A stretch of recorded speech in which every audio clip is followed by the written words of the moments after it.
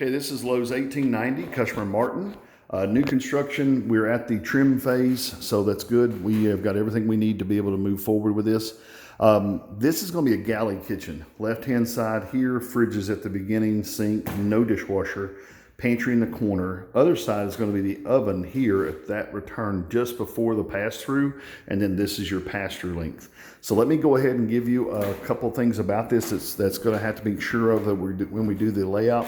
On your molding, I need the molding to stop here, which is 31 inches clear to the right-hand wall. I need 31 inches of open wall here. That way we can put a nice 1230 cabinet here instead of having to put a 9-inch cabinet here. So make sure you have 31 inches clear to that right-hand wall for me to do that. We did want to put a utility pantry here, so it's a UT 1824-84R with a small filler against the right-hand wall. These ceilings are 80, I think it was 87.5 inches tall. So these cabinets are going to be 84 with a finished crown around the top. So that's going to be perfect. It'll be about 2 inches or so above the cabinets left after the cabinets are installed. Here on the bottom, UT 1824 was in the corner with a filler. You're going to have a base 12. You're going to have a small fill probably to the edge of the sink base to make the sink base on the center of the window. We want to make a base 36 here. If it's a store stock cabinet, we don't want a sink base 36. We want a base 36 to convert that to a sink base. And the reason is because we don't want any of this wall to show. Sink base 36s in store stock do not have back panels in them. They do not ship well. So we want this to be a base 36. And in the field, we'll make a sink base out of it. Right here, this leaves room for a drawer base 18.3, 3 drawer, and then that's the space for your refrigerator. Now, they're gonna go with a top freezer, old school style refrigerator. That is, he looked it up, it's 66 inches tall to the top of the box. So if we do a 69-inch placement, that leaves us with a wall 3315 is what we need for the cabinet above this. A small filler here, and then we'll have a wall 1530 left here that we'll bring right up against the edge of the trim where it looks the same as the other side. On the base cabinets on this side, I see that there's a little bit of flooring missing here, but they're tearing all this floor back out. This was not oak, it's supposed to have been pine.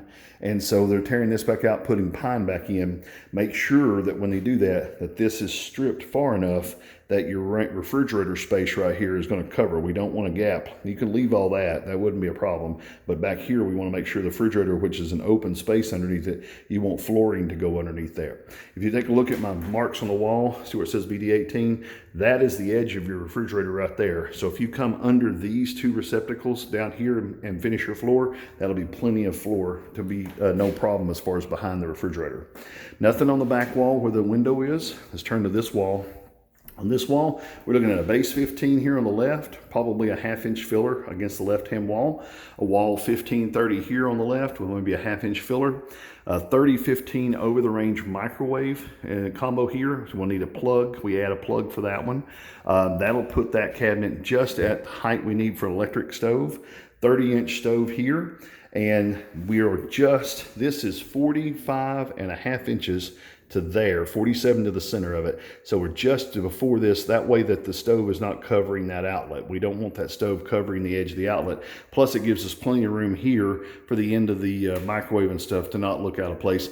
If you want to do a dishwasher return panel up here on this above and let us rip it down to 12 inches deep, and put that as a finish panel so that our crown molding has a nice return panel where you can't see the end of the microwave. That might be a nice touch on the upper cabinet there as well.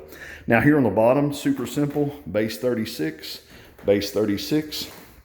That puts your cabinet 72 inches away from the edge of the stove, which is right here where it says cabinet end. And then they want about a 36-inch seating area here. So 36 inches of open counter space. And then right here, this would be a 3-inch column or 2 dishwasher end panels, one left and one right, shoeboxed to make a finished column right here on the end of this. And that way we are coming to like 111 of cabinet, 112 of countertop for that wall. So that would be 15.5 for the countertop over there, which you make it 16 with a left-hand splash. We'll cut it down to size. And then this would be 112 countertop capped on both ends.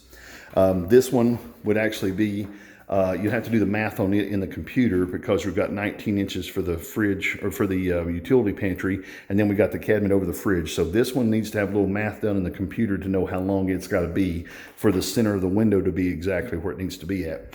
The center of the window, let me do that again.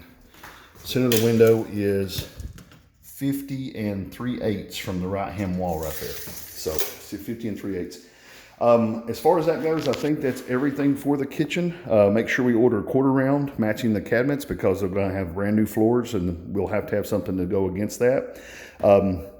Make sure that we do this ledge here. We might want to put a piece of table banding, like a 3-inch table band under there. So give me a 3-inch tall filler to go underneath here on the front, just as an open space. That way it keeps that leg kind of tight against the end.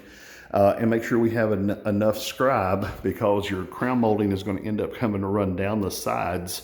So we'll need a scribe underneath the crown to run that on. So every end that you have will need scribe, but it'll also need it where we can flat our crown against the edge of the pieces when you run down the sides.